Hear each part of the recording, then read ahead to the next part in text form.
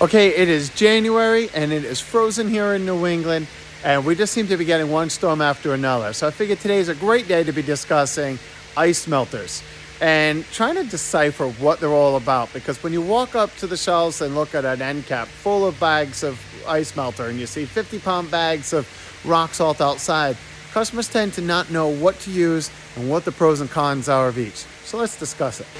Okay, as usual, I am staying in this warm greenhouse. I'd much rather be looking at the patio and the green plants than outside in the cold while shooting this video. But it's important to cover because the minute I go walking home, I'm walking through a parking lot full of ice. And hopefully not, because we've been using ice melters. Anyway, what are the three major categories of ice melters that are out there? Are rock salt, calcium chloride, and magnesium chloride. Now, those are just my experience as one of the three of the major chemicals or treatments that are inside all these ice melters. Packaging changes all the time. Everybody's got their marketing ploy. But we're going to dive a little bit deeper into each one and just talk about the pros and cons. Okay, so the first one on the dock right here is just rock salt ice melter. Many times these products have a mixture of just salt crystals.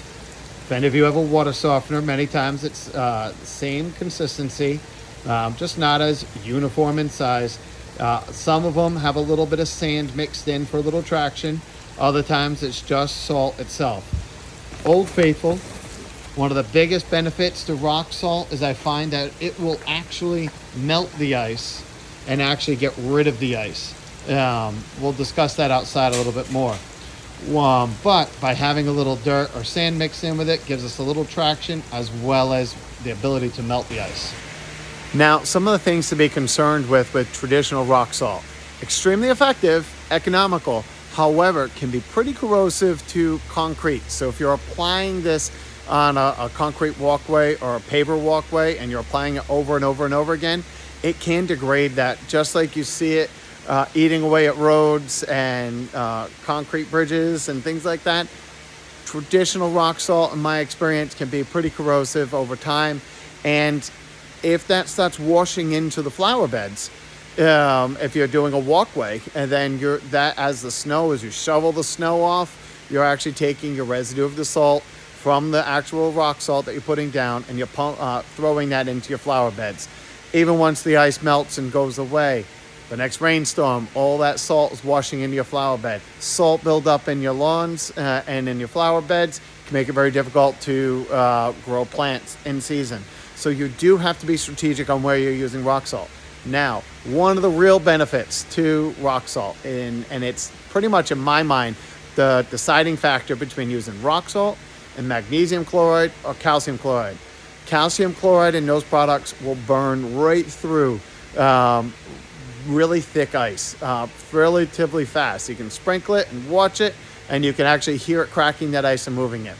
Rock salt, when you actually have solid ice in an area, is much slower acting, and it works much faster when it's in the sun, because the benefit to rock salt is it actually raises the freezing temperature of that water. So as you melt the ice, it goes back to the water state. We then want that to stay in the water state so Mother Nature can dry it off and evaporate, and then the ice just goes away. Whereas when you're using the calcium chloride and the magnesium chloride products, the ice is still there. It just breaks it apart for you faster, and then you can shovel it and throw it off to the side. So when I'm referring to magnesium chloride or calcium chloride, this is your Old Faithful, been around for crazy amounts of years. 25 years ago when I started doing all this, calcium chloride was a staple. Rock salt was the next one. That was pretty much the only selections we had. Later, as time started coming on, they started coming out with all sorts of other products, and they have safer pets or safer for pets. Some of the true safe pet products were a urea-based product. And again, I don't like urea-based products because although it might melt the ice, it can add to burning your plants, in my experience, alongside the flower beds.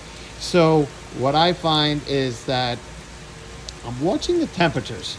So when I see something that says it melts to about negative 15, that's usually some kind of a magnesium chloride product. And sure enough, if you look at the ingredients, the active ingredients in some of these safer pets, it's milder on your walkways, it's milder for the pets. Traditional rock salt can really dry out their paws when they're walking over the wet. You get rid of the ice, it melts, and then they walk over it, they're walking over a salt water, and that can really irritate and dry out their paws. So when you start looking for safer pet products, usually it's some version of a magnesium chloride product. The Old Faithful calcium chloride is very similar. They're all little pellets, and these, again, burn through the ice really fast, but at the same time, they will go down to the coldest of temperatures. So if you're in a region where it's really cold, I've never seen negative 25, not here in Rhode Island anyway, and these go down to negative 15. To me, that's more important as you go into colder regions. But nonetheless, the way they operate and the way they work is about the same. All right, so I'm going to run a little bit of an experiment here. Starting with the rock salt. The rock salt, I just took it very heavy, put it down, and you can instantaneously start to hear a little bit of cracking in the ice. What's doing is wherever it's touching the ice, it's starting to melt it a little bit in that spot. And it's just kind of going through, and it's going to happen much slower with just the salt. But what it's going to do is, as this starts to melt and get its way right down to that ice, it's going to actually stop that ice in that location from being able to refreeze, because it's actually going to be the equivalent of salt water. Now, I just took the calcium chloride flakes and sprinkled them right alongside, but you can see I'm using a whole lot less. I don't know if you can hear it, but I can instantaneously start hearing cracks in that ice. Now, what's going to happen in my experience, these calcium chloride pellets are going to just start breaking through that ice, but it doesn't raise the freezing temperature of the ice. So when I have a thick layer of ice, I can sprinkle this all over it, and it's going to burn through and break it apart. But then I have to actually take a shovel later on, break it up, and shovel that ice away to physically get rid of the ice. Whereas rock salts, they're going to go through much slower. They're a little bit messier, but it's going to actually stop that ice from refreezing, and then Mother Nature will help evaporate it, and that's why we can get the driveways and walkways to dry out, whereas this is a lot more work later on. All right, so after about 10 minutes of the treatments being down, I can see the rock salt pretty much still looks the same. As you get up close, I can see it's starting to puddle a little bit, but most of the pellets are still intact. I can still see it. No major difference other than the fact that it is starting to melt a little bit, but it's slowing down as it gets diluted and gets into the water. When I get to the calcium chloride, those are already a half inch down into the ice. I can't touch them anymore. I can't feel them. It's hard to tell in the thing, but they're still, the ball is still intact, and it is slowly just coring a million little holes down into that ice. It's not going to go anywhere. It's not melting the ice as well. It is a little, I mean, I've got some water there, but it's just coring its way right through there. So after about 20 minutes, if I put down calcium chloride, in my experience, I then still just got to go back and carve that out and get rid of it.